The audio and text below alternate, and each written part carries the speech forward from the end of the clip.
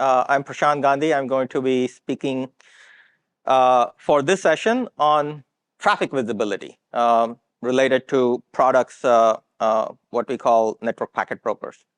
But to step back, right, Jeff talked about this architecture where customers today, in order to get observability in their environments, really have their production network, and then they deploy a network packet broker for obtaining span and tap traffic for packet level visibility.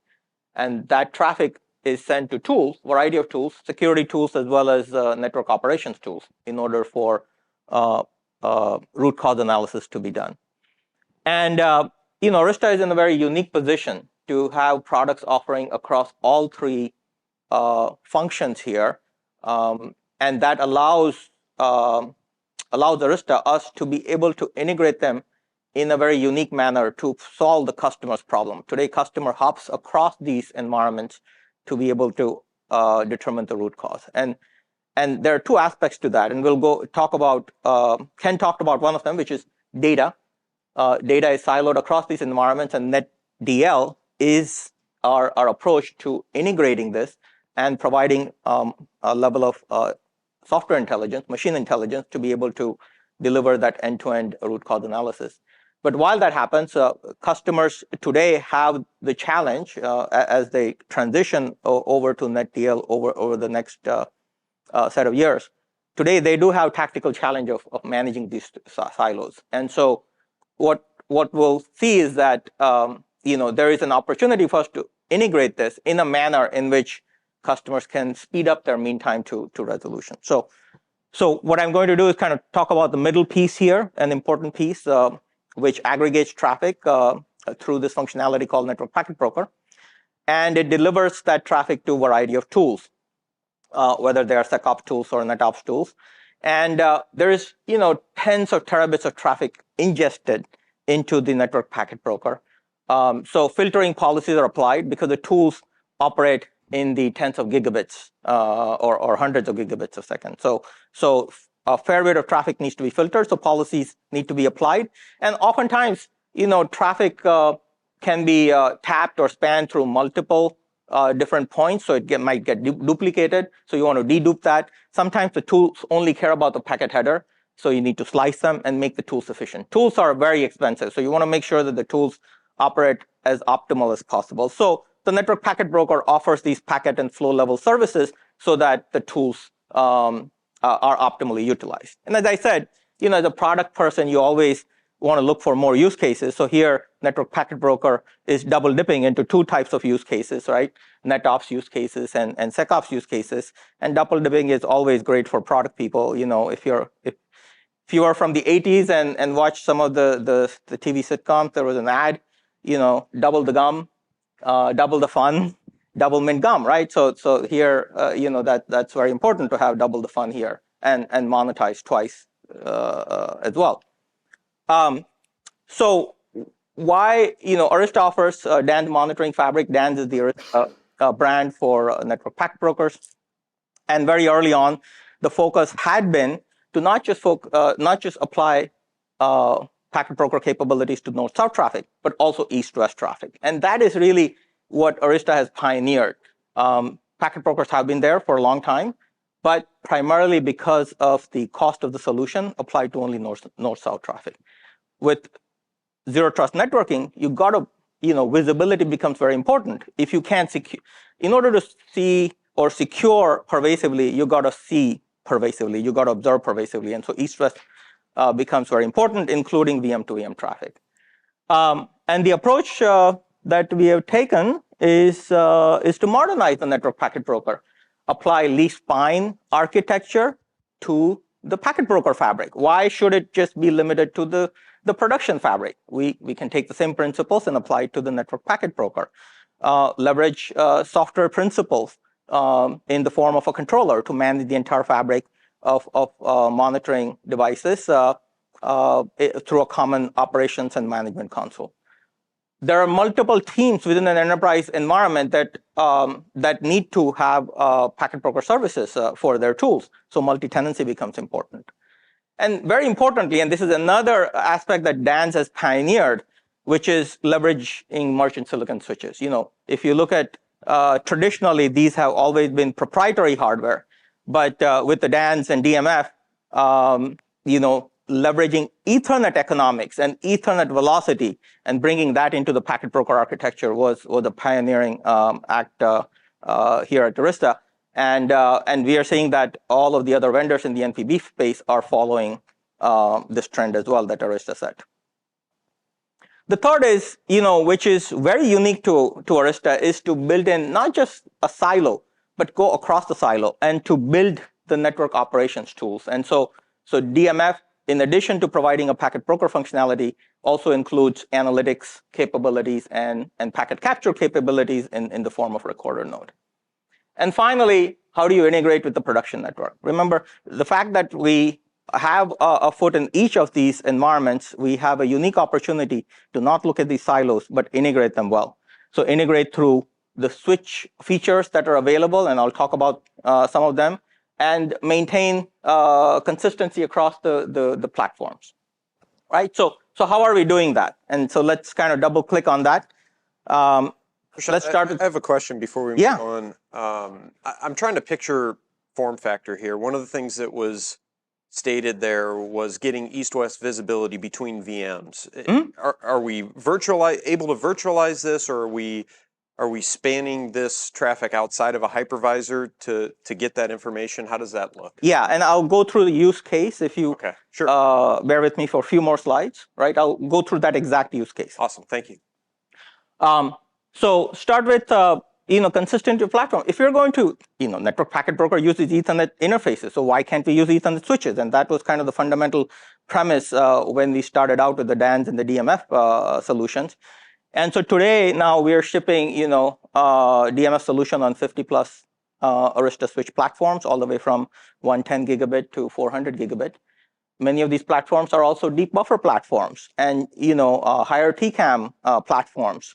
What we have found is that security sensitive customers, are really looking at their observability fabric, their visibility fabric to be mission critical. And they don't want to drop packets. And so for them, it's very important that, burst of traffic is managed well, and hence deeper buffer platforms have larger policies as you go east-west, and therefore larger TCAMs become very important. It's supported across all key families of the Broadcom silicons, Trident, Tomahawk, and Jericho, Qumran platforms, and customers have common sparing, common optics, and cables across these two environments. So very important. It brings economics to their deployment model. Now, I talked about mission critical from one perspective, but many customers are also security sensitive. And for them, securing at link layer becomes very important. We are seeing customers, procuring switches that have MACsec built in the production network. And now we are also seeing these same customers saying that I want to extend that to the monitoring network. In other words, if I think that security is important to protect traffic that is on my production network, well, that's the same traffic that is copied on the monitoring network, and why wouldn't I want to protect that in order to maintain the same risk posture? So they are interested in extending that, and having a common switching platforms allows them to, purchase a set of platforms for production network, extend them to the packet broker function through DMF, and now you get very consistent operation, even for the crypto through MACsec. Right? And the third is we have capabilities in our switch platforms that enable span traffic and get encapsulated over GRE. We call it green span or GRE enabled span. So this is very useful when we have to do remote location monitoring. So customers have colo sites, branch, campus environments. As they're extending observability throughout their enterprise, they would want to manage, want to extend visibility there as well. So if you have a normal environment, you would just extend the DMF fabric, put a DMF switch, and bring the traffic through L2 GRE. We've been supporting that for some years. But if you have an Arista environment, then the built-in capability through a Greenspan would allow you to extend that traffic into DMF. In other words, you don't need an extra switch. Again, now having a built-in feature in the Arista switch allows you to reduce the number of switches you have for monitoring and certainly improve your cost posture. So the idea is to not look at these as bolt-on solutions or kind of sideband solutions, but to look at them in a way where you can take advantage of the features and capabilities that are across the aisle and integrate them for the betterment of the customer, whether you're bringing them speed of operations or whether you're bringing them much improved total cost of ownership. All right, so we talked about TCO by adding these. We talked about extending security across monitoring environment. Now, what about speed? And speed is very important, right? Because as we know in the networking world, if the network gets cough, right, applications get COVID. In other words, they are down for a whole bit of time. So the idea is to be able to root cause very fast. But in order to root cause very fast, the network operator has to go across multiple different consoles. So you have a production network, your network packet broker, you're capturing some of the traffic, you're analyzing this traffic. So the operator is in the analytics dashboard or network performance management system dashboard. You see an issue. You go to the production network, you enable span. Span you write a policy on NPB to redirect it to a tool. You might want to capture that traffic for PCAP, right? So a variety of functions a person needs to do in order to root cause a problem on the network. And so how do we speed this up? This is an opportunity for us to integrate these environments so that the operator is at the console of his or her choice and is able to invoke these workflows in an automated fashion. So let's kind of, and I will come back to the question of the VM traffic monitoring, right? That's this section will cover that.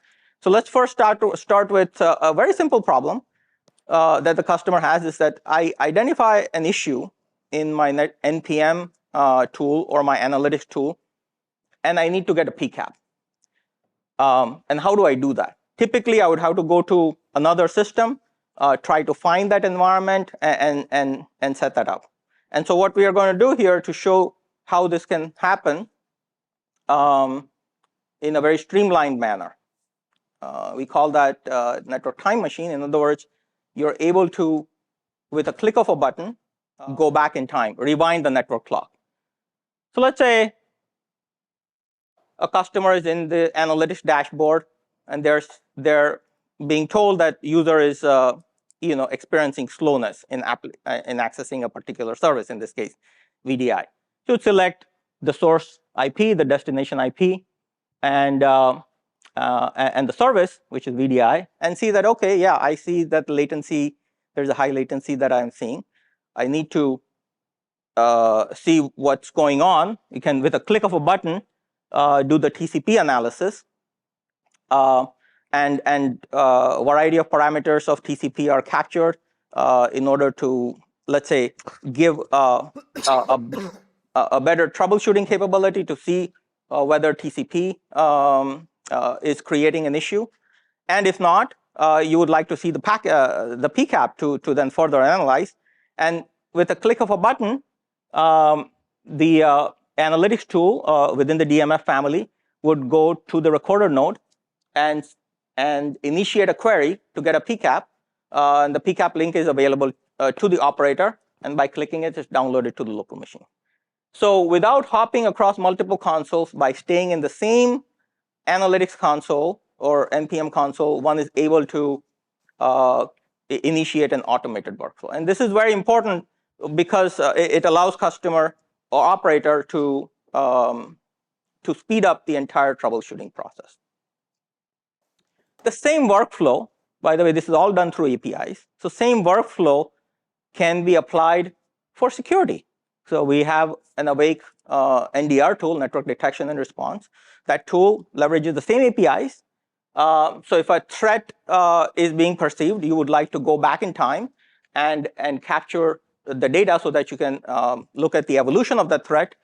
The same workflow applies, and today the NDR tool can go and talk to the recorder node and get the PCAP, again, with a click of a button. And so these are the type of use cases applied across both network operations and security operations team to streamline their workflows.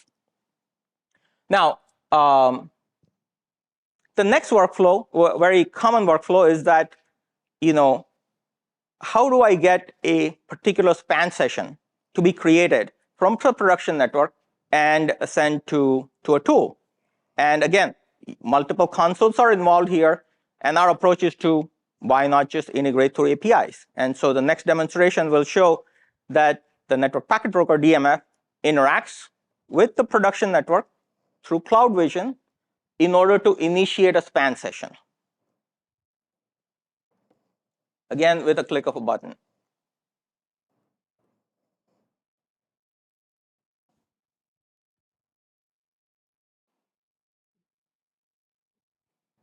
All right, so user is, let's say you're pinging to servers, no traffic is captured by Wireshark. So what we are going to do is to say, hey, I do want to span this traffic so that I can troubleshoot.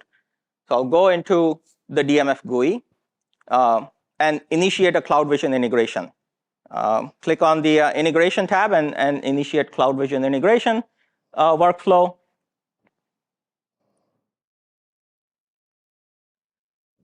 Add the CloudVision and its credentials, and boom, it'll capture the inventory of all the switches.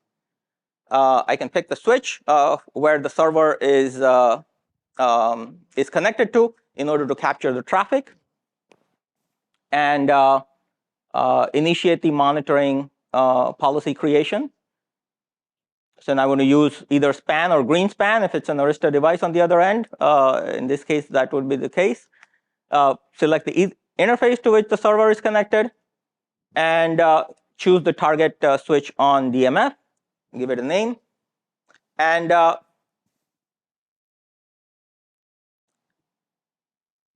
now create a policy. So we have created a span session.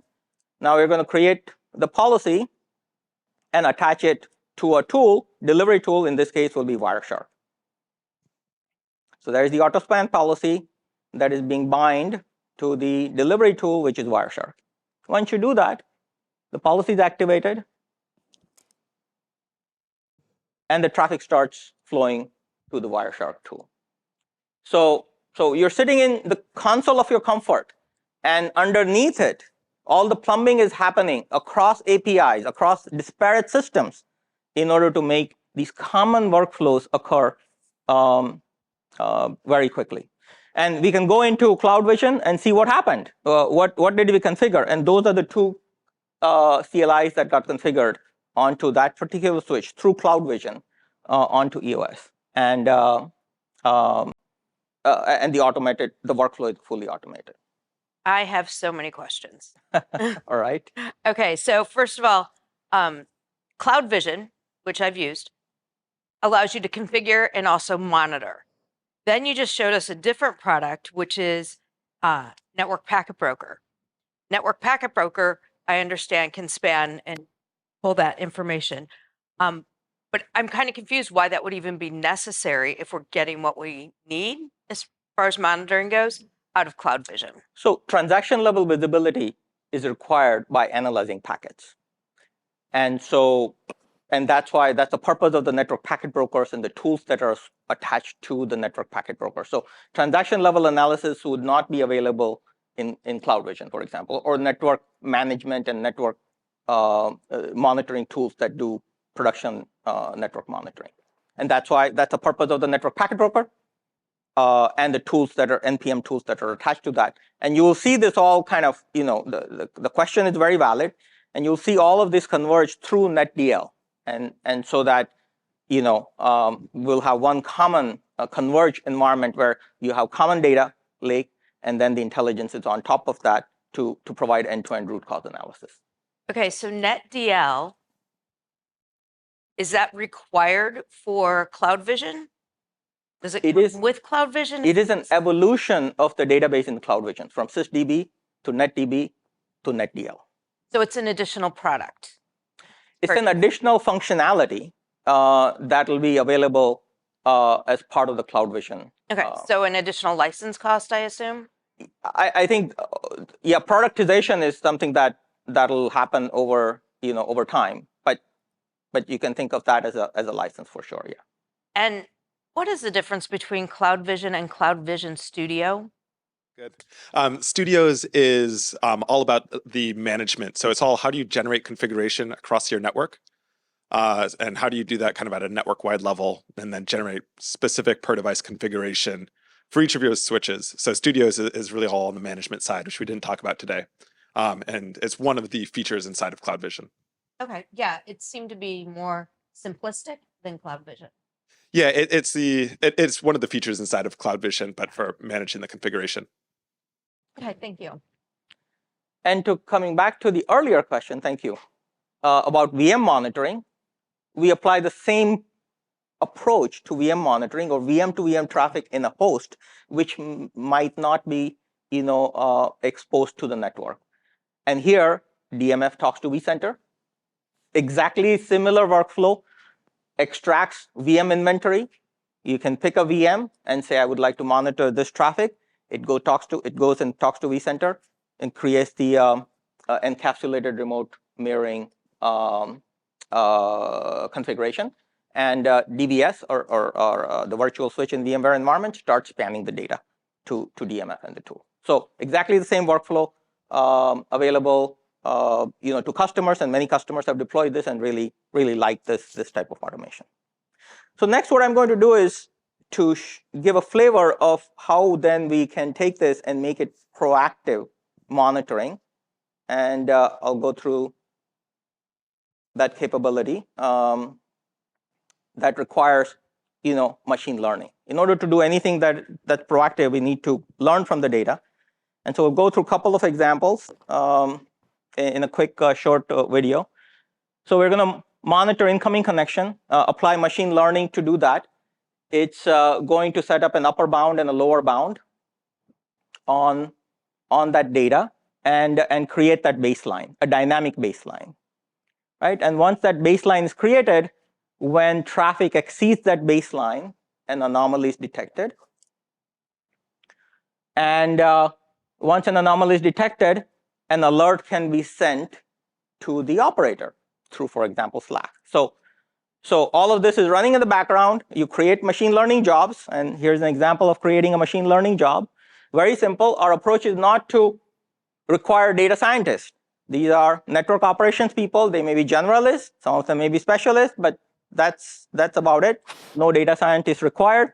You would just do through a set of clicks and configurations, create a machine learning job, in this case, leveraging flow data to create a job for monitoring incoming connections, and then configuring a proactive alert through whichever mechanism, email, Slack, Google Chat, and so on.